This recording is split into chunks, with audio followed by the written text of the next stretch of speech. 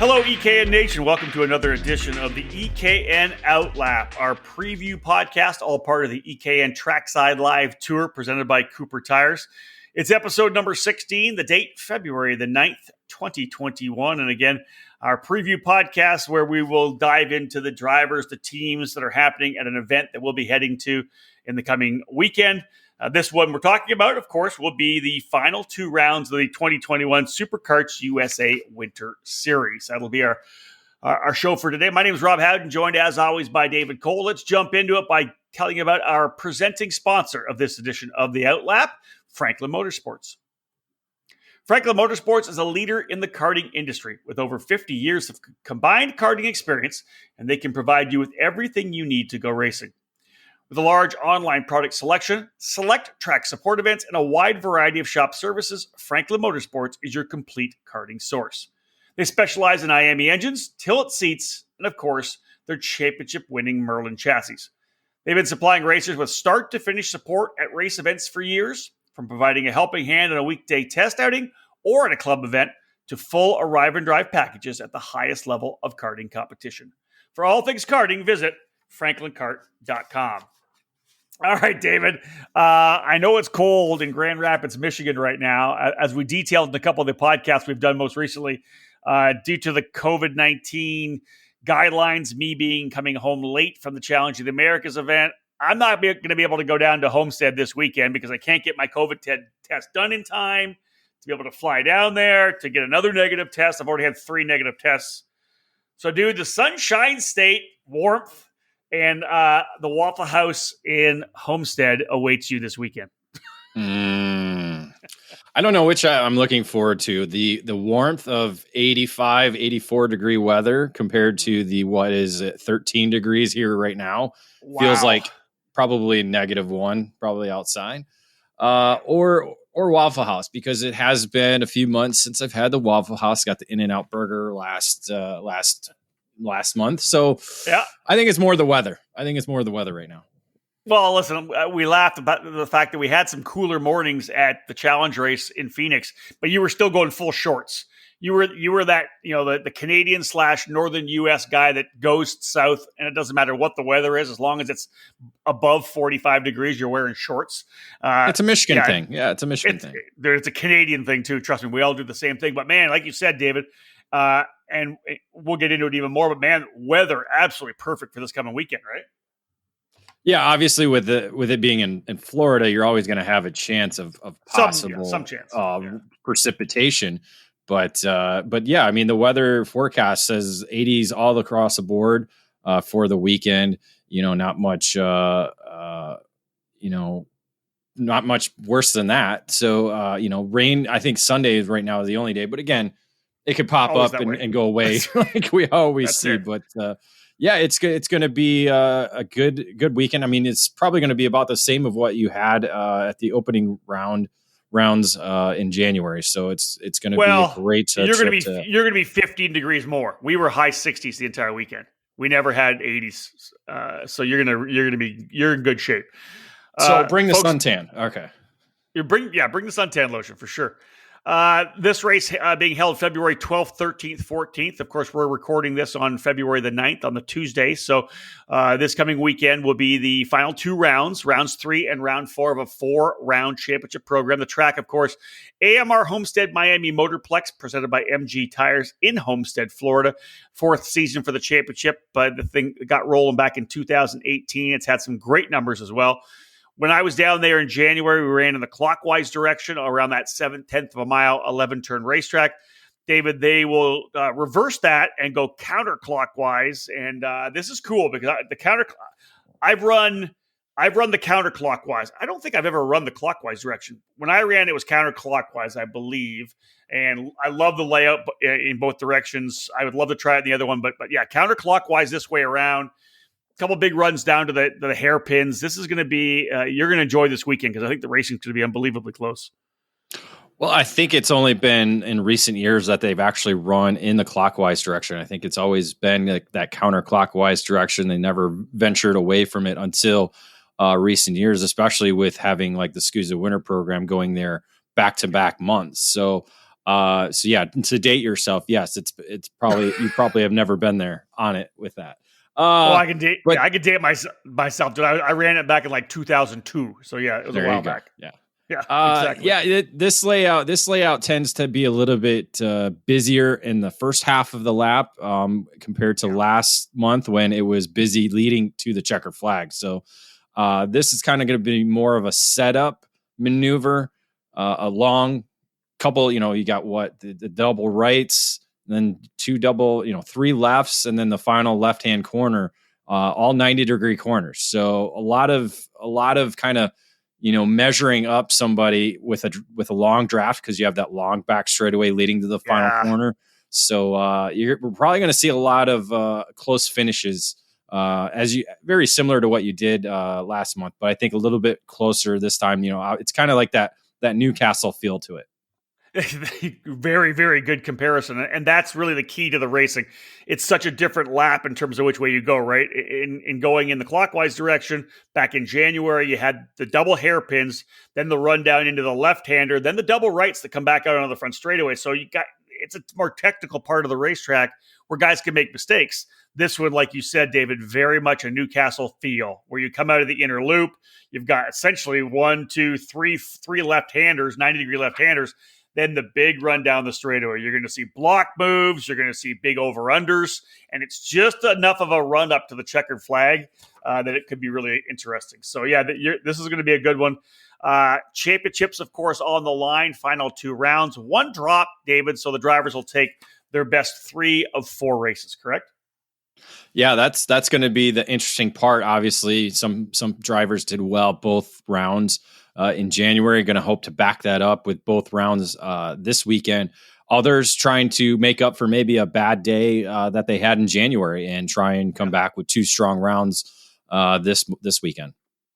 So drivers will actually be on track tomorrow and Thursday, unofficial practice run by the racetrack. Friday, 5 total rounds of practice. They'll have 4 7-minute sessions and then cap off the day with a 12-minute final session, give you a little longer time on the racetrack to see how the kart's going to handle on that longer distance.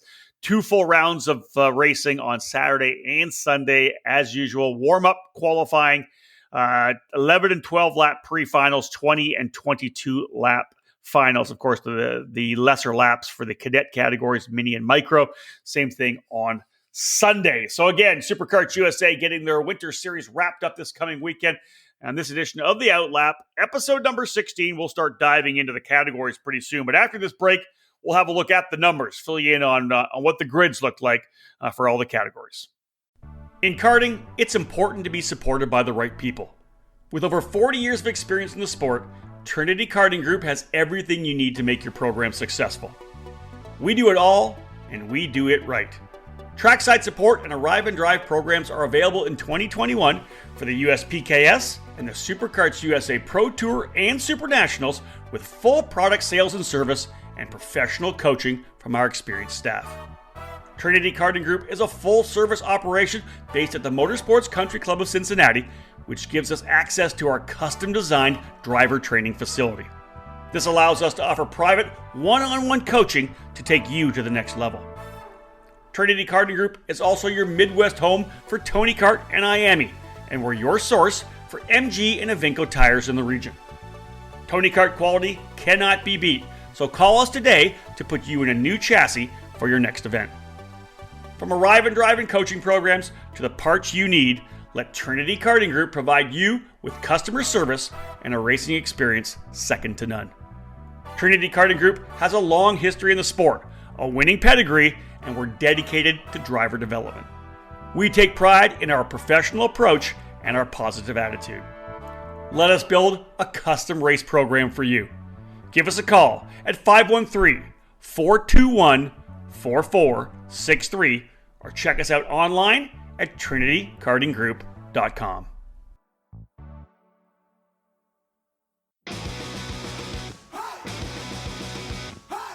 Acceleration Kart Racing is your first and only stop on the internet for karts, parts, and the safety gear you need to get you on the track.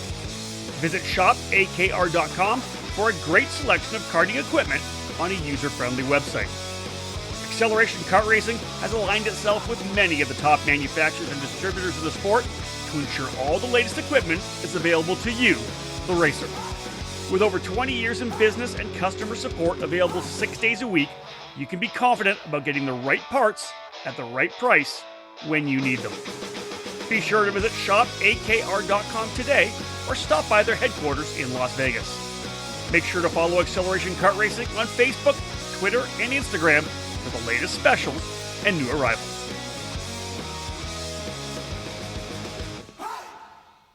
Welcome back to the EKN Radio Network, episode number 16 of our EKN OutLap, as we look at previewing the upcoming finale for the SuperKarts USA Winter Series down in Homestead, Florida. David Cole will be trackside for the event, providing all the coverage, and I can't make it down there, so we've actually enlisted the help of Xander Clements on the microphone. Of course, Xander's been around for many, many years and is a skilled announcer. Looking forward to hearing his commentary for the weekend. David, you'll get a chance to work with Xander again. You've worked with him many times over the years. But looking at the numbers, we normally see this in any kind of these programs where you get that drop-off for race for the second round or third round of a series like this. I think overall it was 199 official entries for round one. I think we had said it was 201 at one point, but a couple of guys elected to pull out. One class actually jumping up in numbers, a couple of them staying the same, but dropping down to about at least that's pre-entries. Like more guys could still sign up, but 170 pre-entries, David, rolling into the third and fourth rounds. Yeah, really the big major drop that we look at is 12 in the X30 junior category. So 34 at the that we ended up at the end of the weekend in January. Only 22 have pre-entered for this weekend. So a number of notable names that are not going to be there in that category, or at least haven't signed up. That's, again, we're going off pre-entry numbers. We can't go off what walk-up numbers will be because, again, if you don't get it in time, we don't talk about you. So that's a significant drop. So you're looking at 12 right there out of the 30. That's almost half of the difference between last month and this month. So, and then also the other big major factor is looking at the shifter numbers, with only 2 drivers right now entered in Pro Shifter. Yeah, we'll have to have a look at that because I when I was looking at the notes, Alan Isambard, one of the guys, of course, in the championship battle, hadn't signed up. I think a number of the local drivers may have not signed up yet. So we'll see. Only 2 drivers in Pro Shifter, as you said. KA100 Junior, David, and KA100 Senior, exactly the same as the opening round. 22 for the juniors, 28 for the seniors, and that's without any kind of walk-up, so you could get a couple entries there. But I find it interesting that for the second round of the Winter Series, actually a 50% growth in the X30 Masters class.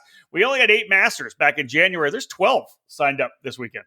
Yeah, that was a good boost, getting into the double-digit numbers. Again, another category that we're going to see a lot of local drivers. You had a lot of locals, or at least Florida drivers, in the category last month. And again, it's going to be kind of the same thing again this year, with maybe a couple added drivers in for to help boost it into double digits.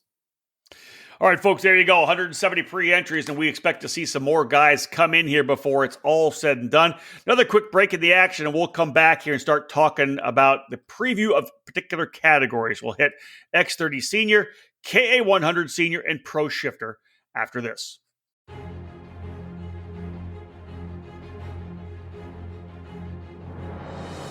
The Briggs & Stratton 206 engine is where out-of-the-box ease and outstanding consistency meet to create legendary races.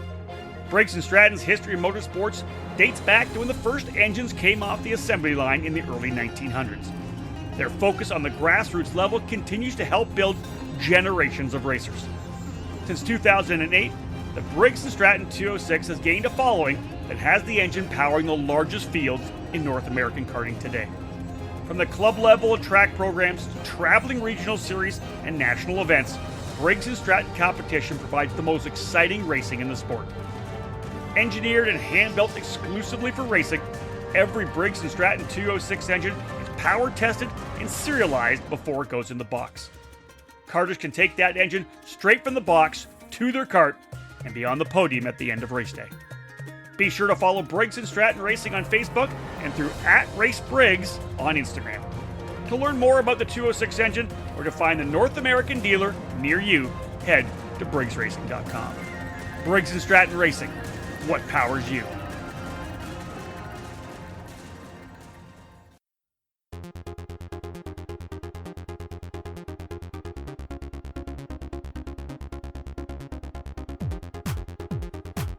You can buy all the latest and greatest products on the market, but when you're karting to win, it boils down to one thing: you, the driver. Gain the knowledge and abilities by investing in yourself at the Alan Rudolph Racing Academy, and you'll find those extra tenths of a second you need to put yourself on the podium. The school was established by SuperKarts USA Hall of Fame driver Alan Rudolph, with decades of victories and championships in multiple forms of the sport, including other disciplines of racing. The Alan Rudolph Racing Academy, located at the Speed Sports Racing Park in the metropolitan Houston area, is designed to teach driving skills at all levels. The instructors of the Academy have decades of racing experience and educating drivers of all ages. Classes at the Academy will teach the concepts and skills needed both behind the wheel and off the track. From the beginning kart racing experience and intro to karting courses, to their advanced 1-day and 2-day courses and karting clinics, the Alan Rudolph Racing Academy can improve the skills of any driver. For more information on the specific programs that the Alan Rudolph Racing Academy can provide for you, head to speedsports.com and click on the Racing Academy page. Be sure to follow the Academy on social media by searching for Alan Rudolph Racing Academy. Welcome back to the EKN OutLap preview podcast as we have a look at the final rounds of the SuperKarts USA Winter Series in Homestead. Franklin Motorsports, our presenting sponsor. David, let's jump first into the X30 senior category. 32 pre-entries and a couple drivers scoring race wins on that opening weekend. Aaron Benoit and Arias Dukmedjian. And as I kind of go through my memories of being there, man, the racing in this particular category, especially up front, was pretty hectic. Well, yeah, the victory by Benoit was handed to him after, a number of penalties. First, Ryan Norberg crossing the line as the provisional winner, getting a bumper penalty to take him off the top of the podium. Also, contact between Dukmedjian and De Turo that resulted in some contact after the checkered flag, before and after the checkered flag. So it was a bit of a chaotic opening round for this category. So it's kind of put a blender into the championship chase, but Benoit is Benoit. Sorry. Yes, I know. Get this right. No, I knew it was Benoit. I just said it wrong. Right. Benoit, he's taking advantage of it though, coming in as the championship leader with a solid second round to back up the victory that he earned on Saturday. So 61 point advantage over Sebastian Montoya, who's come back to the SKUSA Winter Series. And 81 points ahead of defending champion Ryan Norberg. So a good kind of mix there. You add in Dukmedjian, who won Sunday in the January round. He sits fourth, 83 points back. So 4 drivers within 100 points with 2 rounds, and you consider a drop race in there. So somebody may be able to better, such as Dukmedjian, who had obviously that incident in Saturday's main event. He'll possibly be able to better his position. And we talk about Ryan Norberg. He likes to be consistent. Yeah. And this is kind of that way that he won last year's championship, was by being consistent, not even winning a main event. So that could be the same scenario again this year. Well, I'll say this, and we saw this in the opening round. It was the racing was of high intensity. So again, as we know, it doesn't take much for someone to get wrecked in the final lap, final corner, whatever it may be. Things can happen. So even though the guys are up front with a decent little lead in the points, whatever it may be, Benoit ahead of Montoya, as you said, by 61, Dukmedjian back by 83, Norberg only 81. This thing can change so quickly, right? And all it takes is one driver to go on a hot streak and literally dominate, because we've seen that happen before, right? Especially at Homestead. If you can get everything dialed in and dominate a day and get full points and other drivers are scrapping for it, that really kind of changes the mindset, I think, too. Well, and also the wild card, the drivers who are not in a championship chase or are outside looking in and want to kind of stir things up. You look at like Max Opolsky, Alex Stanfield, Hannah Greenmeyer, Hayden Jones. Those are the type of drivers that can come in and, have a solid weekend to kind of mix things up even more. Or you talk about these new drivers that are coming in that we can talk about now. Connor Zillage and Jace Park. These two weren't at the opening round. Zillage joining Nitro Kart to come in and race for his first time in a senior category at SKUSA competition, along with Jace Park now moving up to the senior ranks, and he's making that transition over to Trinity Karting Group. So these two making their debuts, they might be some of the wild cards that will factor into who comes out as a champion at the end of the weekend. Well, and that's it. There's other guys that, I would expect to potentially step up. Two drivers that impressed me in the last race. You already mentioned one was Alex Stanfield. He made his debut, of course, in senior, was right there, made a great pass on Ryan Norberg, which kind of signaled his entrance into the senior world. Riley Can had a really good overall weekend as well last time we were there. And a driver I think I don't want to say I would have expected more from, but I think will step up, would be Thomas Nepu. He wasn't as quick as I thought he was going to be. And the other driver coming in, David, will be Luke Lang. Luke didn't run the opening round. He's there with Crosslink competition as well. So throw his name in the hat as well, right? There's so many guys that can step to the forefront. Yeah, obviously drivers on track Wednesday, Thursday to kind of get that baseline, and then they're going to see if that kind of helps build momentum for the weekend. So yeah, a number of different contenders in this division this weekend. All right, let's go to KA100 Senior, David. The same amount of pre-entries as there were overall entries in the opening round in January at 28. Last year's champion, that breakout championship for Nate Cicero running with Rawlson Performance Group. He's moved to the X30 Senior class, so we're not talking about him as one of the drivers in this particular program. Winners, though, in the opening round, perennial front runner for how many years in Supercarts USA competition. Brandon Lemke on the Merlin getting a win. Duke Medjian, of course, had a tremendous weekend all around. He ends up with a victory as well. But it's actually Hannah Greenmeyer with the consistency, a Norberg-style consistency. Hannah ends up with the point lead coming into the final two rounds. Yeah, and only by 10 points with Dumechian sitting there in second. Lemke back by 30 points in third. So these three are going to kind of be eyeing each other throughout the weekend to kind of measure each other up, make sure they're either ahead or close to as the weekend progresses. And obviously kind of using up the calculator a lot over the weekend to kind of see where they measure each other up on the points wise as well too, especially after Saturday's round. But again, this is going to be one of those categories where maybe we'll see a third or fourth different winner because the racing in this category is so tight. Yeah, let me throw a name out for you because he didn't have the luck that I think he would have needed in qualifying in the pre-finals, but was able to work his way forward every time. I would keep an eye out for Thomas Annunziata because he was really good. And really, I talked a lot about him in the broadcast because he had to come from deep in the field, I think, in both main events. He literally had to pass. He probably passed the most guys in the category throughout the entire weekend. So look out for Annunziata for sure. I think he'll be one to watch his way forward. And David, a driver that we saw kind of make a break, has made some breakouts, but really a breakout at the Challenge of the Americas with a big win in the 100cc category there as well. And I'm, of course, talking about Blake Nash. He's coming out to run the SKUSA race, so this could be interesting to see what Blake does over in this particular program. Yeah, he could be a wild card similar to what we talked about with drivers in the X30 senior category. So a number of drivers that could be there. Tyler Ferris, Connor Ferris, these two are also quick. As you said, Annunziata had a stellar performance. He's still kind of in the championship chase because you never know what's going to happen. Sitting there in fifth, 174 points back. So he might have a chance, but Riley Kahn doing double duty. He could also be another driver who kind of shines both rounds to kind of help him get back into the podium chase for the championship as well. But and then again, a number of other drivers that are probably going to stand out as the weekend goes along.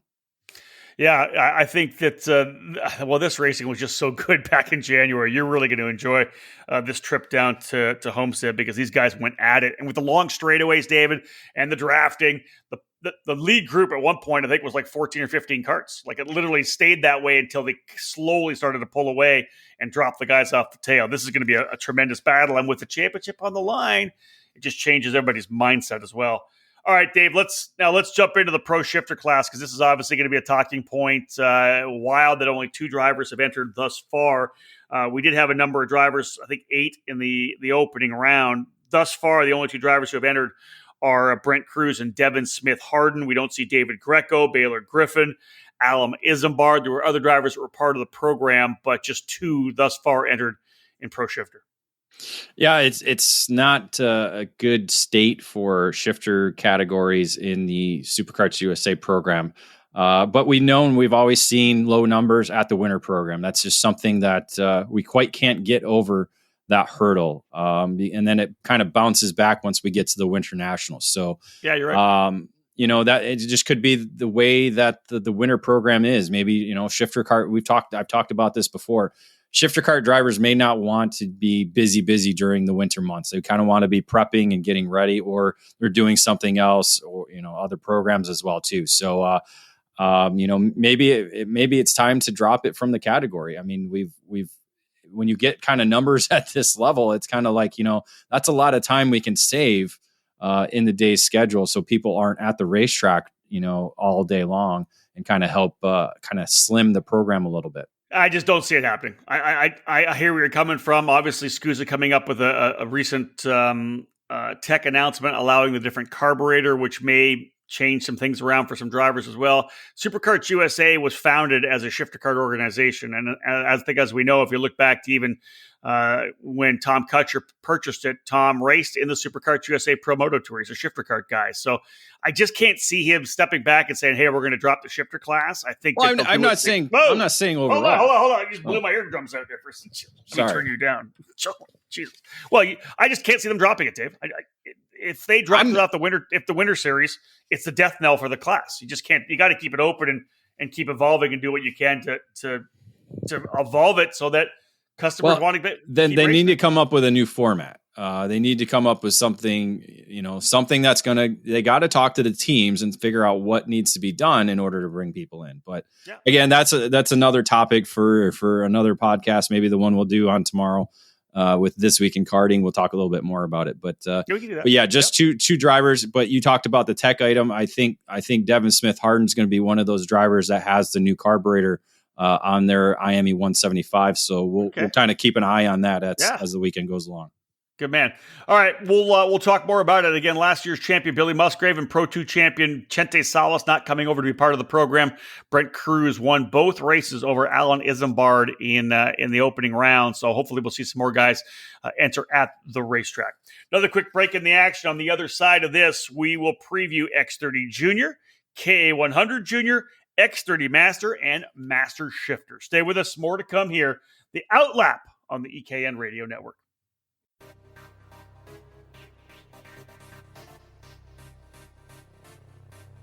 Located in Mooresville, North Carolina, on-site at GoPro Motorplex, Kart Sport North America features over 6,000 square feet of retail space. Along with being the official race team and distributor for the Kart Republic chassis, they offer full retail sales, kart service and storage, and products from the top brands in the sport, such as CZ Chain, Talon Sprockets, SKF bearings, and Prisma tire gauges. If you want to take your racing to the next level, they also offer driver training and coaching programs available trackside at GoPro Motorplex. They have a massive inventory, so head to their online store at kartsportna.com to get same-day shipping of the parts and components that you need. While you're there, check out their used section of karts, engines, parts, and accessories. Kart Sport North America. Top quality products, winning brands, and professional driver development services.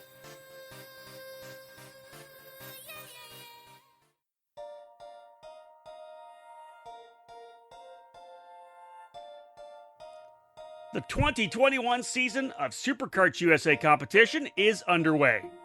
We hosted our opening event of the SKUSA Winter Series program during the first full weekend of January. Over 200 entries converged on the AMR Homestead Miami Motorplex presented by MG Tires in South Florida to begin the 4th edition of our spring training program. The series continues on February 12th to the 14th with rounds 3 and 4 in Homestead. Did you miss the opening weekend? Well, you can fix that in February. This is the ideal opportunity to shake off the rust and get ready for the new season. And the track at Homestead always offers tight and competitive racing. This is the tune-up for the SKUSA Pro Tour, and all the national classes are on the schedule. Registration is currently open for the second event of the 2021 SKUSA Winter Series. Use the SKUSA Winter Series finale to get ready to rock this year on the SKUSA Pro Tour. The 12th season of the nation's largest and most competitive championship program begins on the March 26 to 28 weekend at NOLA Motorsports Park with the SKUSA Winter Nationals. Join the best in North America at the facility located just outside New Orleans to begin this year's SKUSA Pro Tour. You can get all the program's information on superkartsusa.com or register now at motorsportsreg.com.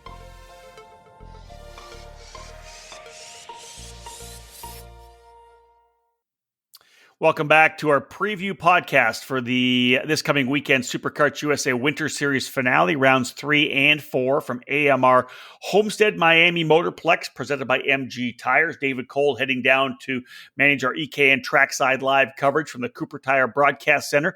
We'll have Xander Clemens on the commentary for the event, as I am locked up here in Canada for the next couple of months, but I will be getting back south to start the SuperKarts USA Pro Tour at the Winter Nationals. Looking forward to getting to NOLA Motorsports Park to kick off this year's Pro Tour.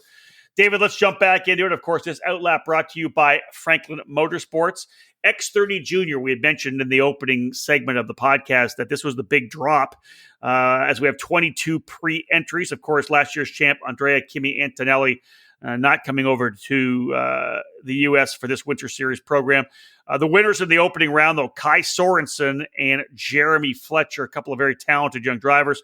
Sorensen comes into the event with an 82-point lead against Max Garcia.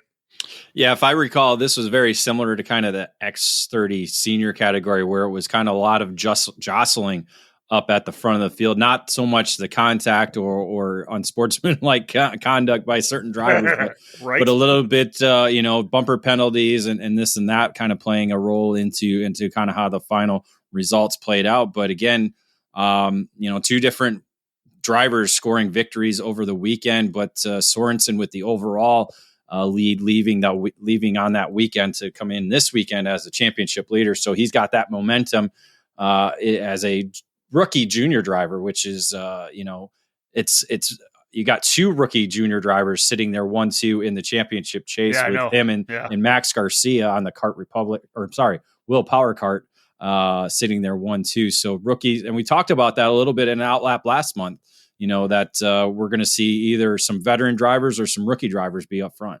Yeah, and I think a guy like Paul Bocuse, just made a couple of mistakes on the weekend and could have came away with the victory. He's going to be very strong. Leonardo Hassan was another driver who starred in the weekend. Jeremy Fletcher, of course, with the win. David, you mentioned in your notes here, and as you'll take when you head south, top 7 drivers, all within 154 points. And when you consider the fact that there's a drop race, this thing is wide open. Well, yeah, Fletcher's the number one case in that point. He had 102 points in the first round, and then you come back with a victory on round 2 and score a total of 300 points in that round. That first round hopefully will be his drop, and he's looking to back up the victory with a couple of solid 2 rounds this weekend to kind of help bring him back up to where Sorensen is, and obviously he's going to need a little bit of luck here and there because Sorensen had a couple good rounds last month. So again, nothing's over with, especially when you consider a drop in just 4 rounds of racing. Yeah, and similar to the Super Nationals, when we look at Saturday as being that situation Saturday where everything kind of happens on Saturday. Same thing for a 4-race program like this, right? You've done what you could do in the opening rounds. You come in where you sit. The damage could already have been done in one of the first 2 rounds in January, or you could be in a really good place where maybe you got a chance to roll the dice a bit on Saturday. You'll know Saturday kind of where things are lining up coming into Sunday and what kind of mindset every driver has to have. You're either on full attack mode, or maybe you have the ability that you've scored 3 really good points that you can kind of play back and just try to better one of your results to potentially grab the championship. It's always cool the way strategy will play out in this program. David, where are we here now? We're moving into KA100 Junior, 22 entries here as well. Luke Welcome was a breakout winner back in January. He scored the opening win. Parker DeLong was able to get the victory, a strong run for him all weekend long, actually. Parker sits second in points. He was able to win on Sunday. But I think really one of the stars of the weekend, although he wasn't able to capitalize with the victory, but was super fast, showed good racecraft. It's his first real national level event. And I'm talking about Chase Hand, running with Rawlson Performance Group. I'll tell you, it was a baptism by fire for Chase for sure. Learned a ton, qualified on pole, won the pre-final, had a little bit of an issue in the start of the main on Saturday. Wasn't able to get the win, but he's got that experience now, in the head. He's been able to kind of really go over it all, and he's going to come back, I think, with a lot of confidence heading into Saturday and Sunday. Well, as you said, bonus points are going to play a big key role too, and that he got that on Saturday with top qualifier and fast lap in the main event. So that kind of helped boost his points for that opening round. And then again, as you said, came back and battled through on Sunday to salvage a finish. But leading by only 24 points. So, yeah, things are tight. But DeLong is actually not on the entry list. So it could be a possible at-track entry. So, but not on the entry list. So interesting. We'll keep an eye on that, obviously, once we get to Trackside Friday morning and see if DeLong is indeed there racing. But you go back to third place then, Cole Kleck. 73 points out of the championship lead. So still in the hunt, kind of had a couple of good finishes both days. So again, that little consistency factor. Christian Miles, not quite exactly the performances I think he kind of wanted to come out with in his second year back in the junior ranks, but on a new chassis. So kind of learning that race factory chassis through that opening weekend. So again, that's the other factor going into this weekend for all the categories. Drivers who've made chassis changes or have moved up to different categories, they've got that first weekend under their belts. What can they do now for the second weekend? Agreed. And a couple other drivers that were kind of in the hunt there that aren't in the top five. And I'll preface this with another note. We talked about X30 Junior, top 7 drivers with 154 points. They have the top 10 in KA100 Junior with 166 points. And one driver really showed well, but didn't really get a chance. Actually, 2 drivers I'll bring up right now that didn't get a chance to really, I think, show because of some penalties. Sebastian Weldon was unbelievably quick, and I think he actually won one of the mains on track, but had a penalty that dropped him back. So look for Sebastian Weldon, of course, one of his home tracks, to be able to run there at Homestead. Look for him to be very good. And Jesus Vasquez Jr., racing on both the East Coast and the West Coast. He had some good runs. I want to say he qualified on pole on Sunday, I think it was. It might have been Saturday, but could have been Sunday, and then end up having an issue at the very start of the pre-final to move him to the very back. He had to drive to the front as well. So another guy, those are 2 drivers to watch, I think, will be Weldon and Vasquez. Yeah, again, 166 points, top 10. There's a lot of room to wiggle and get things to kind of go your way as the weekend progresses. You have that drop to kind of help bank on and improve your score. But yeah, Weldon, Vasquez, Austin Jers, they're sitting in 10th. He's going to be a possibility that could kind of step up and see where he lands in his second weekend for the championship. Yeah, let's move to X30 Masters right now. As I said before, it was kind of a disappointment for me to have only the 8 drivers on the opening weekend because, man, the Masters category is something that really has been a big part of the SuperKarts USA program for so many years. From the very launch of the Pro Tour, and really from the very beginning when Jim Murley was running the Pro Moto Tour back in the day, there was always that, they made the move early to add the G1 class, that master shifter class. And then, Tom Kutcher's entire program at one point with the Pro Kart Challenge was all adults. So there was no junior racing at all. It was just adults and the masters guys. And it really has been a big part of SKUSA. It's fallen by the wayside, both in the shifter categories and in the single speeds. And I don't know if that's just with a shift in the amount of drivers. We just don't have that new group of older guys coming up, that kind of a thing. But 12 drivers this particular weekend. I think that's great. But here's the thing. They're all going to have to race against David, one of the single best masters karters in the world, in Renato Jader David. What do we end up with? Did we say he had won the last 9 straight events, I think, on the Winter Series? Is that what we ended up with? Yeah, 9 straight, 3 in 2019, 4 in 2020, and then you add the 2 that he just won. Brings his win streak to 9. So yeah, he's going to be obviously the driver to beat throughout the weekend. But as you said in our debrief last month, they kind of put a little bit of pressure on him in the main events, just weren't able to kind of pull through at the end. Yeah, Luis Cordero and William Isaias were nowhere in qualifying. They were really nowhere in the pre-finals, but they dialed things up in both of the main events, and they put a lot of pressure on Renato in the Saturday main. And Sunday, both William and Luis both took a turn out front. And in fact, Renato was back to third for a time. And then, of course, in the late going, worked his way forward and got back into the fight. And I think maybe... Obviously, if we're going to throw somebody else into the front-running trio, it's got to be Miguel Mir. You know, this is a guy that we know has the ability to win races. He won at the Rock the Rio last year. He's a multi-time Texas champion in the X30 Masters class, of course, running with Crosslink competition. If Miguel's on his game, I think he'll be able to give Renato a bit of a fight alongside Luis and William as well. Yeah, and then you add, as you said, we're double digits now, so the field's a little bit larger, so that's kind of play in effect for drivers to kind of put that extra effort into being quick. And as you said, maybe qualifying is going to be so important, and hopefully be there at the end. We'll see multiple drivers that are chasing for the victory. All right, let's cap off this section of our OutLap preview podcast for this coming weekend SuperKarts USA Winter Series with a look at Master Shifter. 4 pre-entries right now. Last year's champ Justin Peck not coming back to defend his title here in 2021. Winners, though, on the opening weekend, David, in January. These two guys battle it out. Skitchy Barnes from Bermuda, and local driver Freddie Remrev. They were the two guys to beat in the class. Remrev actually had more overall pace than Barnes, and this will be interesting. We'll talk about this, but Remrev was super fast. Barnes on his older Intrepid. I think he's going to be on a new chassis this weekend. That's what we'll talk about for sure. But those guys kind of fought it out, and I expect to see them to go at it again. Yeah, we'll have to see once we get Trackside Friday and make sure see what the steed is for Barnes. But yeah, hole shots are going to be important. I know you talked about this in the debrief. Barnes was pretty good at the hole shot in the main event, so that was big.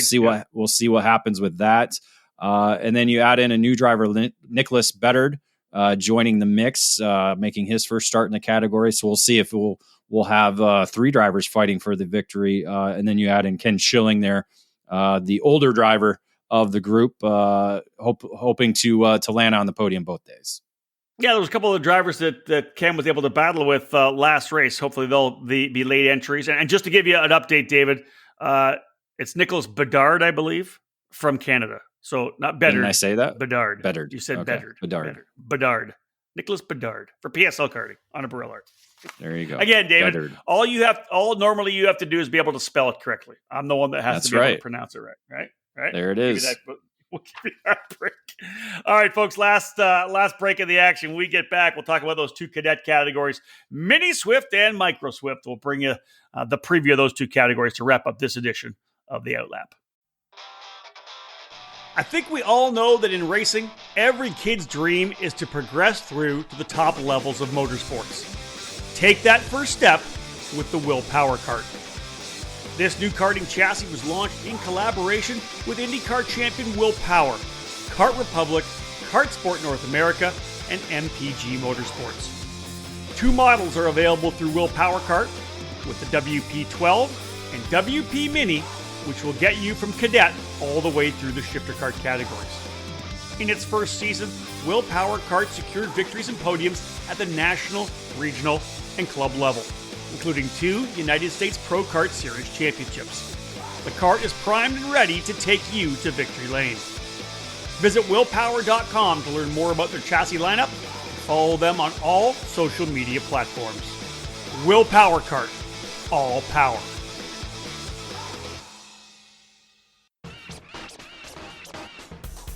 Experience and passion. That's what led to the launch of AMAX Racing. Owner Charles Maxwell began AMAX Racing in 2015, expanding the operation in 2019 with a focus on driver development for racers of all age groups and backgrounds.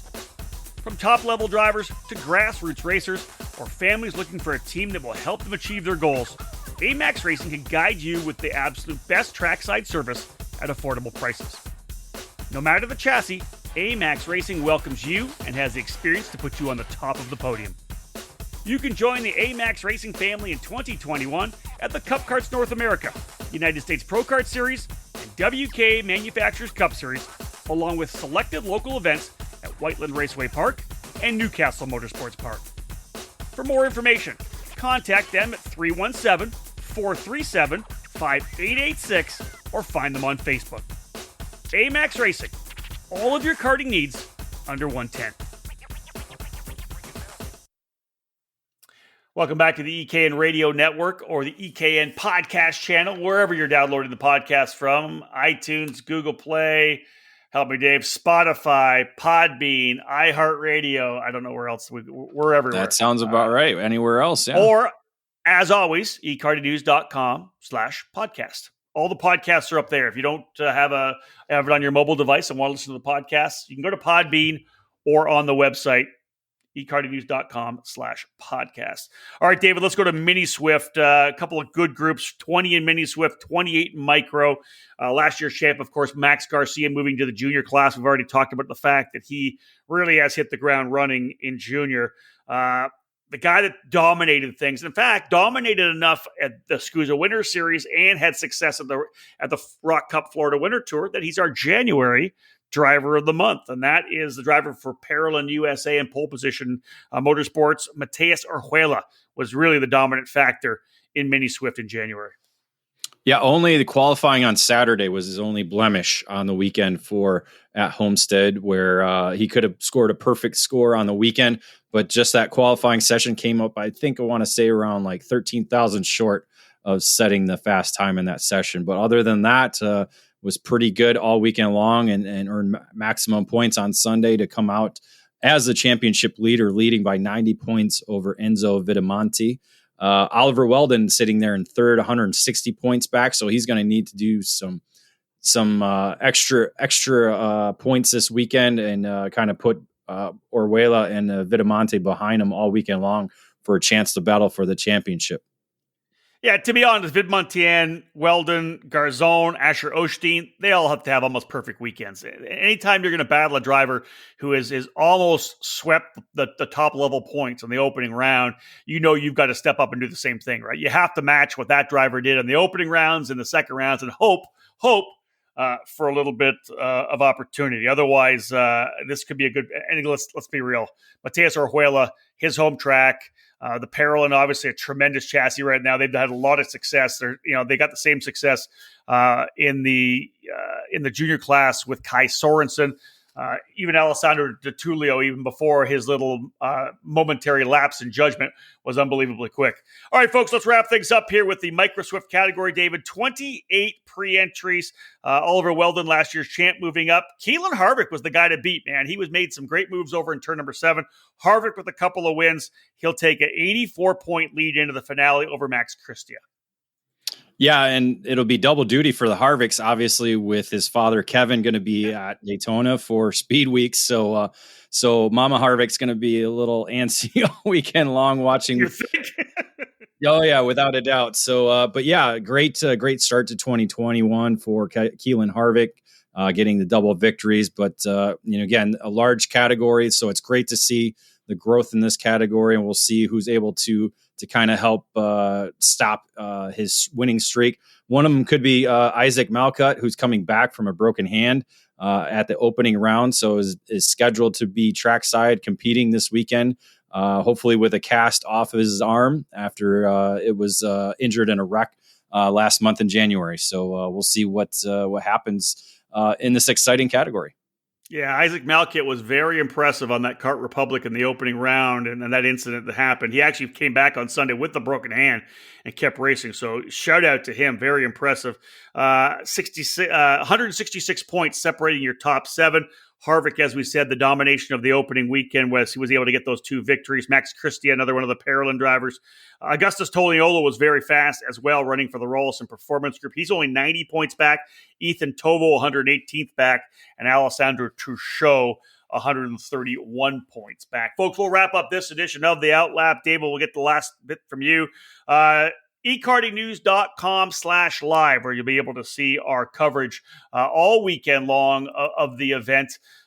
David, as well, all our social media platforms, Facebook and Twitter, will have the top 10s up there. At EKN at SKUSA, hashtag EKN at SKUSA. I did this last time, didn't I? Hashtag, I know you're going to start laughing. Hashtag EKN at SKUSA, hashtag SKUSA Winter Series, hashtag AMR, the hashtags we will be using for that broadcast. And heading, of course, down to the Cooper Tire Broadcast Center. Our broadcast partners for the live show this weekend will be Kart Republic and Kart Sport North America, Allenberg Racing Schools, and Parolin North America. David, the sunshine awaits. You're heading south. Should be fun. Heading south, first time at the Homestead karting facility. AMR. You've never been there? Never been there in the 16 years of working with ekartingnews.com. I've never been to Miami. I've never been to Homestead. So I will get to enjoy the glam and glitz of Homestead, Florida. And as you said, man. Waffle House and just the sunshine. Dude, you're going to love it. It's a great racetrack. It races so well. I always love it. And going in the counterclockwise direction, you're going to get that big run down the back straightaway. Hold on in the final corner, turn 11, because, man, I'm telling you, over, under, slide jobs, blocks, little bump and runs. It's going to be a lot of fun. You're going to enjoy it. All right. David's going to handle the broadcast down there, folks. All the social media, of course, EKN Trackside Live. Again, big thank you to Supercarts USA for having us on board. Huge thank you to Cooper Tires again for being the presenting sponsor of our 2021 EKN Trackside Live Tour. That's it for the OutLap, folks. Thank you so much for joining us. We'll have the debrief on Tuesday, full review of the action from Homestead. But for now, enjoy this. You got the full update. You know what's going to happen. Hopefully it's a fantastic and very safe weekend down in Homestead. Thanks for tuning in, folks. On behalf of David Cole, my name's Rob Howden. Bye for now.